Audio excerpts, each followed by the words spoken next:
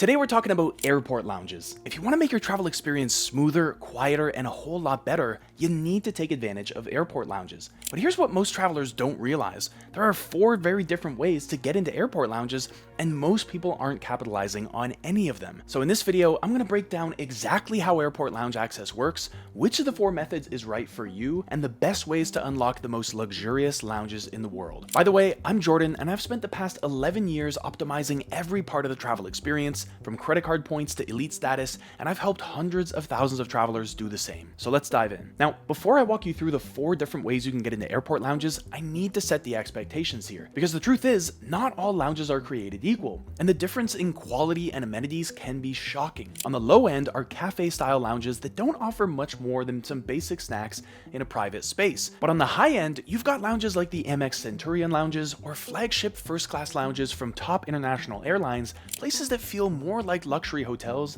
than airport waiting areas. I'm talking made-to-order meals, private shower suites, full-service bars, and dedicated quiet zones where you can get some sleep. The gap between these 2 extremes is massive, so it's important to know what you're walking into before you set your expectations too high. For example, some of my favorite lounges in the world are the Cathay Pacific lounges in Hong Kong. I used to fly out of Hong Kong a fair amount, and I would always arrive early just to spend time in 2 of their flagship lounges, the Pier and the Wing. The design is calm and minimalist, the noodle bar is legendary, and everything from the seating to the service makes you feel like you've already left the chaos of travel behind. So I'd grab a bowl of wonton noodles, a few types of ice cream from the ice cream bar, and settle into one of those deep leather chairs by the window to watch the planes take off. Sometimes I'd even schedule longer layovers through Hong Kong on purpose just to spend an extra hour or 2 in those lounges. So before we get into the how, just take a second to picture the range I'm talking about here. On one end, you've got bare bones lounges that are really just quiet rooms with Wi-Fi and a coffee machine. But on the other,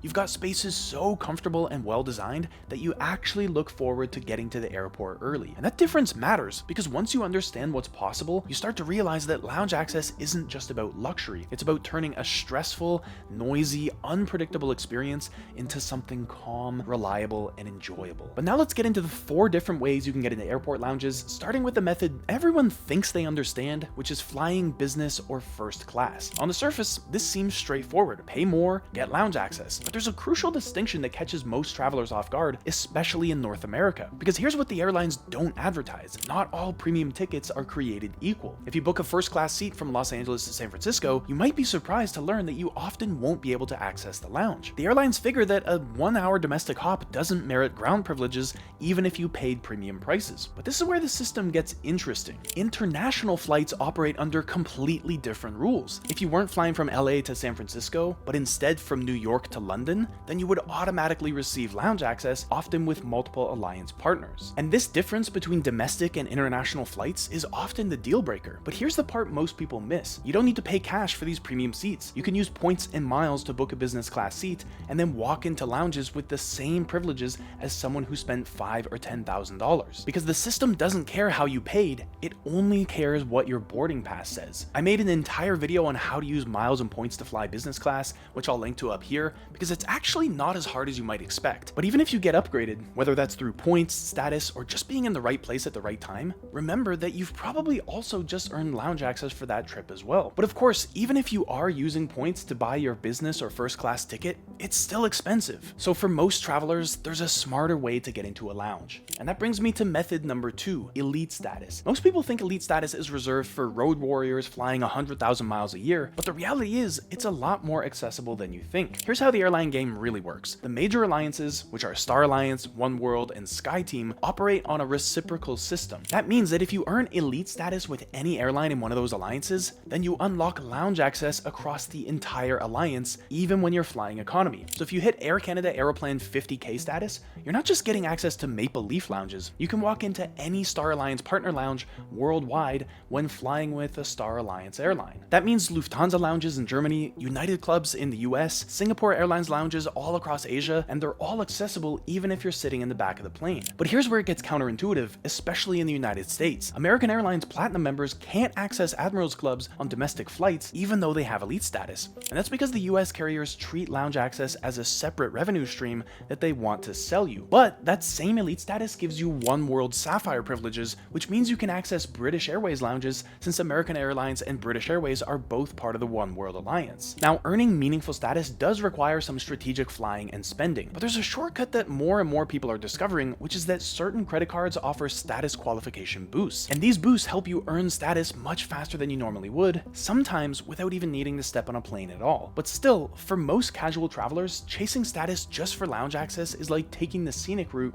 instead of the highway. And that brings me to method number 3, credit cards, because this is where things get really interesting, and honestly, where most smart travelers have figured out how to beat the system. Because credit cards are the great equalizer in the lounge access game. While airlines want you to think lounges are exclusive, credit card companies have quietly built their own networks that often provide better access than elite status or premium tickets. And here's what most people don't realize. There are 3 major ways credit cards can get you lounge access. The first is Priority Pass, which is essentially a universal lounge key. Priority Pass gives you access to over 1,300 independent lounges worldwide, and your access isn't tied to any specific airline. Think of it as a skeleton key that works in almost any airport. So if you've got a premium credit card that includes a Priority Pass membership, like the Amex Platinum card in both the US and Canada, then you're set. And the beauty of Priority Pass is its independence. You could be flying the cheapest economy ticket on any airline, but if you have Priority Pass, you can walk into partner lounges just like any premium passenger. I've personally used Priority Pass to access dozens of different lounges all over the world, and it's always worked like a charm. But the second way credit cards can get you into lounges is through airline-specific access. For example, cards like the Delta SkyMiles Reserve give you Sky Club access when flying with Delta, and the American Express Aeroplan Reserve card in Canada gets you into Air Canada Maple Leaf lounges when you're flying with Air Canada or a Star Alliance partner. And these do work well if you're loyal to a single airline alliance, but they're still quite a bit less flexible than Priority Pass. And then the third way is through proprietary lounge networks like American Express Centurion lounges, which are only available to Amex Platinum or Centurion card holders. But with that said, these are some of the best lounges you'll find anywhere. But now let's talk about which cards actually matter. I mentioned the American Express Platinum card a few times already, and that's because it's the gold standard when it comes to lounge access, both in the US and in Canada. You get unlimited access to Amex Centurion lounges, a Priority Pass membership, and access to additional lounge networks as well, which means you can get into at least one premium lounge in virtually every airport in the world. Plus, you can generally bring at least one or more guests with you into those lounges, which multiplies the value of the card even further. The Chase Sapphire Reserve also comes with Priority Pass Select, while the Amex Aeroplan Reserve in Canada gives you unlimited access to Maple Leaf lounges in North America for you and a guest. I won't go any deeper into specific credit cards here because there are too many to look at, but if you want to dive deeper into which cards give you which types of lounge access, there's a lot more info in this video up here. Now, method number 4 for getting airport lounge access is the most straightforward. Just pay your way in. Sometimes this makes perfect sense, and sometimes it's a waste of money. The key is knowing which situation you're in, because airlines do sell lounge memberships, but they've gotten smarter about controlling access. United Club memberships cost around $650 a year, but they've also restricted sales to only elite members in a lot of cases. And American Airlines Admirals Club memberships cost around the same, while Delta has largely stopped selling Sky Club memberships to general SkyMiles members, focusing instead on their credit card partnerships. And so the math rarely works in favor of the airline memberships when you compare them to credit cards. You're paying similar annual fees, but getting far less flexibility and fewer additional benefits. At the same time, Priority Pass can also be purchased directly, with a paid membership costing $469 a year for unlimited visits. But this is only slightly less expensive than a Chase Sapphire Reserve, which includes Priority Pass plus a ton of travel credits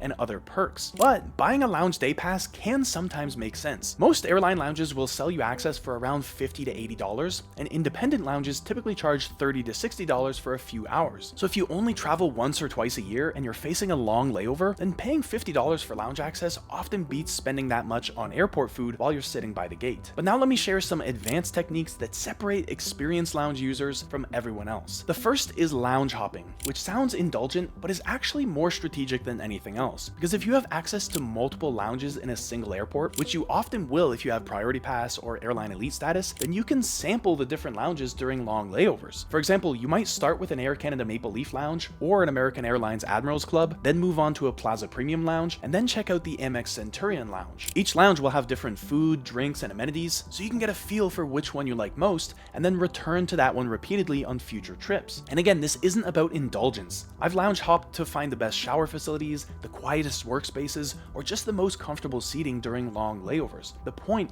is that you can find the best of the best and then optimize for whatever you're looking for at that specific time. Second, know which terminal you're flying out of before you pick a lounge. because some airports are massive, and while you may technically have access to multiple lounges, they might be in different terminals behind separate security checkpoints. So always check a map of the airport and your departure gate before committing to a lounge, because a 20-minute trek across the terminal with a boarding call looming can kill the whole point of being in a lounge. Third, timing matters. A lot of lounges get overcrowded during peak hours, especially in the early morning and early evening. So if you show up at 2 p.m. instead of 6 p.m., the experience is completely different. Less noise, more seating, and a more relaxed vibe overall. So if you can time your arrival to hit the lull, then you get a much better version of the same lounge. Fourth, don't sleep on lesser known lounges. Everyone rushes to the flagship lounges, but some of the smaller or regional ones have hidden perks, fewer people, faster Wi-Fi, and surprisingly good food. And Priority Pass especially gives you access to lounges you might otherwise overlook. I once found a small lounge in a secondary terminal in Tokyo that had incredible food